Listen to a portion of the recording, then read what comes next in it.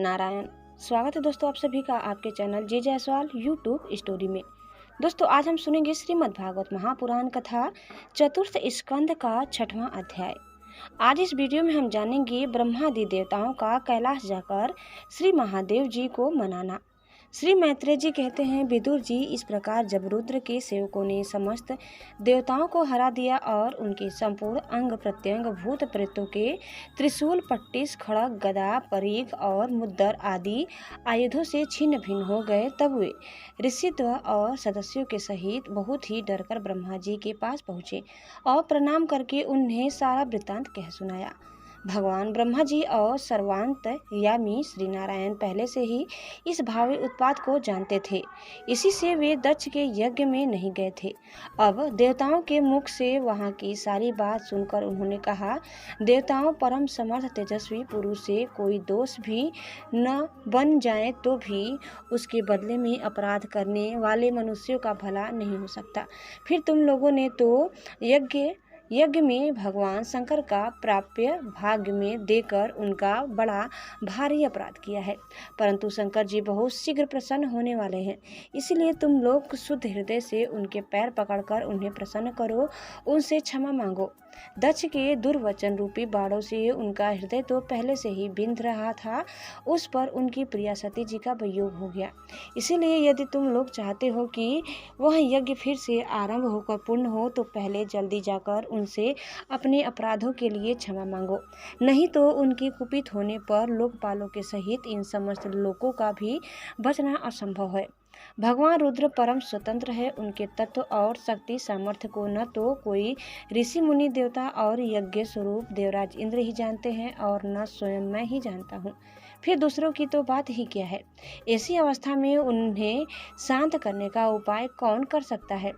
देवताओं से इस प्रकार कहकर ब्रह्मा जी उनको, प्रजापतियों को और पितरों को साथ ले अपने लोक से पर्वत श्रेष्ठ कैलाश को गए, जो भगवान शंकर का प्रिय धाम है।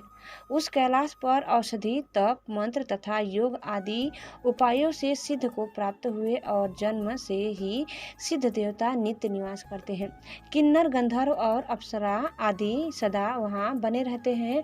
उसके मणिमय शिखर हैं जो नाना प्रकार की धातुओं से रंग बिरंगे प्रतीत होते हैं। उस पर अनेक प्रकार के वृक्ष, लता और गुल्म आदि छाए हुए हैं, जिनमें झुंड के झुंड जंगली पशु विचरते रहते हैं।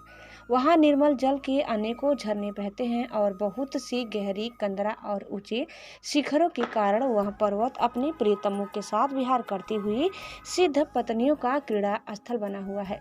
वह सब और मोरों के शोर, मंदांध भ्रमरों की गुंजार, कोयलों की कुहू कुहू ध्वनि तथा अन्यान्य पक्षियों से कलरव से गूंज रहा है।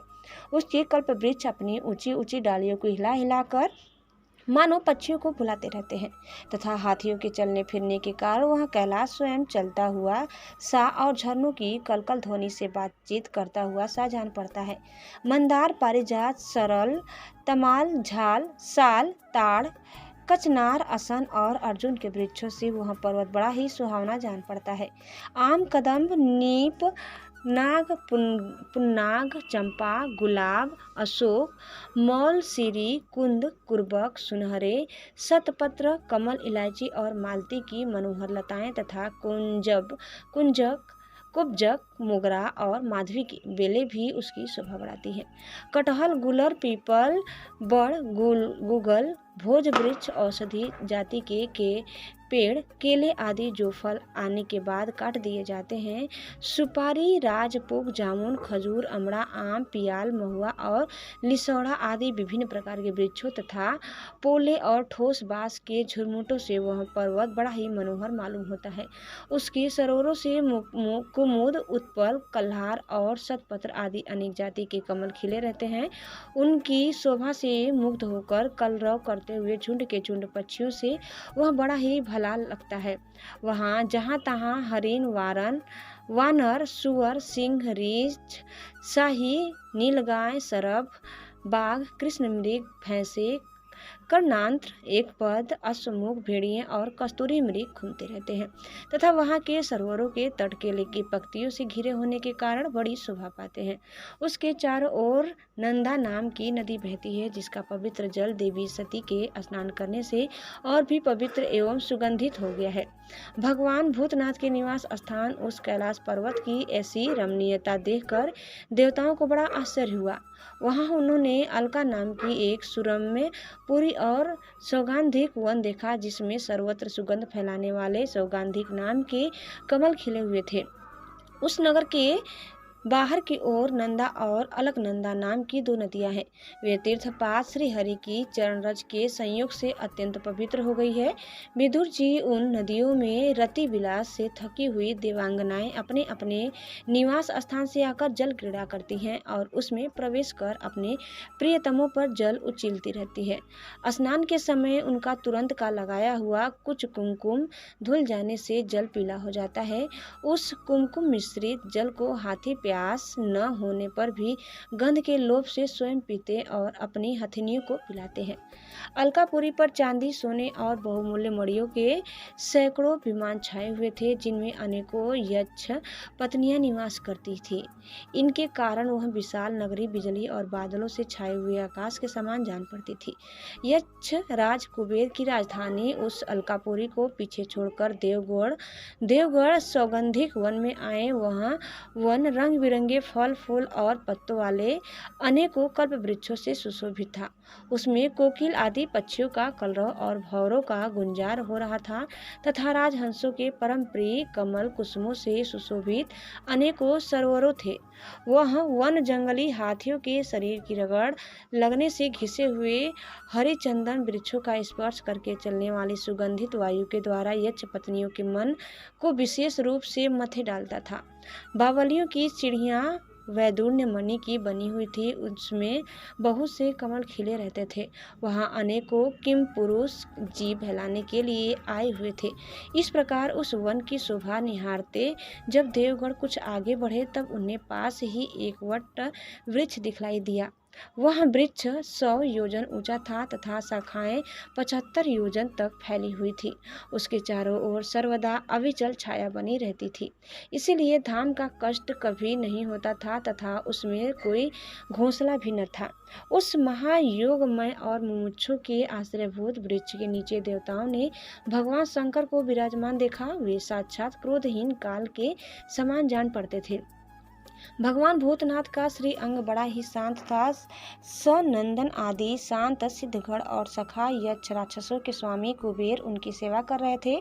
जगतपति महादेव जी सारे संसार के सुहृद स्नेह व सबका कल्याण करने वाले हैं। वे लोकहित के लिए ही उपासना, चित्त की एकाग्रता और समाधि आदि साधकों का आचरण करते रहते हैं। संध्याकालीन मेघ की सी कांति वाले शरीर पर वे तपस्वियों की अभीष्ट चिन्ह भस्म, दंड, जटा और मृग चर्म एवं समस्त पर चंद्रकला धारण किए हुए थे। वे एक कुशासन पर बैठे थे और अनेकों साधु श्रोताओं के बीच में श्री नारद जी के पूछने पर वे सनातन ब्रह्म का उपदेश कर रहे थे। उनका बाएं चरण दाएं जांघ पर रखा था। वे बायां हाथ बाएं घुटने पर रखे कलाई में रुद्राक्ष की माला डाले तर्क मुद्रा से विराजमान थे। वे योगपट यानी काठ की बनी हुई टेकनी का सहारा लिए एकाग्रचित से ब्रह्मानंद का अनुभव कर रहे थे। लोकपालों के सहित समस्त मुनियों ने मननशील में सर्वश्रेष्ठ भगवान शंकर को हाथ जोड़कर प्रणाम किया। यद्यपि समस्त देवता और दैत्यों के अधिपति भी श्री महादेव जी के चरण कमलों की वंदना करते हैं, तथापि वे श्री ब्रह्मा जी को अपने स्थान पर आया देख तुरंत खड़े हो गए और वैसे जैसे वामन अवतार में परम पूज्य विष्णु भगवान कश्यप जी की वंदना करते हैं, उसी प्रकार सिर झुकाकर उन्हें प्रणाम किया। इसी प्रकार शंकर जी के चारों ओर जो महर्षि सहित अन्यान्य सिद्धगण बैठे थे, उन्होंने भी ब्रह्मा जी को प्रणाम किया। सबके नमस्कार कर चुकने पर ब्रह्मा जी ने चंद्रमौली भगवान से, जो अब तक प्रणाम की मुद्रा में ही खड़े थे, हंसते हुए कहा, ब्रह्मा जी ने कहा, देव मैं जानता हूँ आप संपूर्ण जगत के स्वामी हैं, क्योंकि विश्व की योनि शक्ति और उसके बीज शिव से परे जो एक रस परम ब्रह्मा है वह आप ही है।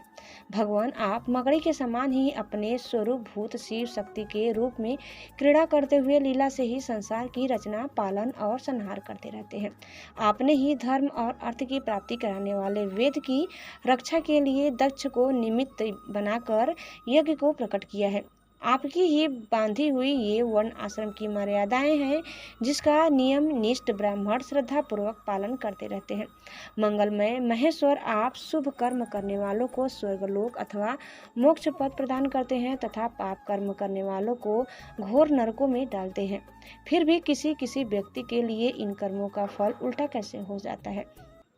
जो महानुभाव आपके चरणों में अपने को समर्पित कर देते हैं, जो समस्त प्राणियों में आपकी ही झांकी करते हैं और समस्त जीवों को अभेद दृष्टि से आत्मा में ही देखते हैं, वे पशुओं के समान प्रायः क्रोध के अधीन नहीं होते। जो लोग भेद बुद्धि होने के कारण कर्मों में ही आसक्त हैं, जिनकी नीयत अच्छी नहीं होती, दूसरों की उन्नति देखकर जिनका चित्त रात दिन कूढ़ा करता है, और जो भी मर्मभेदी अज्ञानी अपने दुर्वचनों से दूसरों का चित्त दुखाया करते हैं, आप जैसे महापुरुषों के लिए उन्हें भी मारना उचित नहीं है, क्योंकि वे बेचारे तो विधाता के ही मारे हुए हैं। देव भगवान कमलनाथ की प्रबल माया से मोहित हो जाने के कारण यदि किसी पुरुष की कभी किसी स्थान में भेद बुद्धि होती है, तो भी साधु पुरुष अपने पर दुखता कातर स्वभाव के कारण उस पर कृपा ही करते हैं। दैववश जो कुछ हो जाता है वे उसे रोकने का प्रयत्न नहीं करते। प्रभु आप सर्वज्ञ हैं। परम पुरुष भगवान की दुस्तर माया ने आपकी बुद्धि का स्पर्श भी नहीं किया है, अतः जिनका चित्त उसके वशीभूत होकर कर्म मार्ग में आसक्त हो रहा है, उनके द्वारा अपराध बन जाए तो भी उन पर आपको कृपा ही करनी चाहिए। भगवान आप सबके मूल हैं, आप ही संपूर्ण यज्ञ को पूर्ण करने वाले हैं। यज्ञ भाग पाने का भी आपको पूर्ण अधिकार है। फिर भी इस दक्ष यज्ञ के बुद्धिहीन याजकों ने आपको यज्ञ भाग नहीं दिया, इसी से यह आपके द्वारा विध्वस्त हुआ। अब आप इस अपूर्ण यज्ञ का पुनरुद्धार करने की कृपा करें। प्रभु ऐसा कीजिए जिससे यजमान दक्ष फिर जी उठे, भग देवता को नेत्र मिल जाए, भृगु के दाढ़ी मूछ आ जाए और पूषा के पहले के ही समान दांत निकल आए। रुद्रदेव अस्त्र शस्त्र और पत्थरों की बौछार से जिन देवता और ऋषियों के अंग प्रत्यंग घायल हो गए हैं, आपकी कृपा से वे फिर ठीक हो जाएं। यज्ञ संपूर्ण होने पर जो कुछ शेष रहे वह सब आपका भाग होगा। यज्ञ विध्वंस का आज यह यज्ञ आपके ही भाग से पूर्ण हो। दोस्तों, इस प्रकार कथा समाप्त होता है। आगे की कथा सुनने के लिए आप दूसरे वीडियो को अवश्य देखिए। दोस्तों, आपको हमारी आज की यह कथा कैसी लगी कमेंट करके जरूर बताइए, और चैनल में नए हैं तो प्लीज़ इसे लाइक शेयर और सब्सक्राइब करना न भूलें। धन्यवाद। एक बार प्रेम से बोलिए श्री बांके बिहारी लाल की जय। जय श्री कृष्णा। राधे राधे। जय श्री मन्नारायण।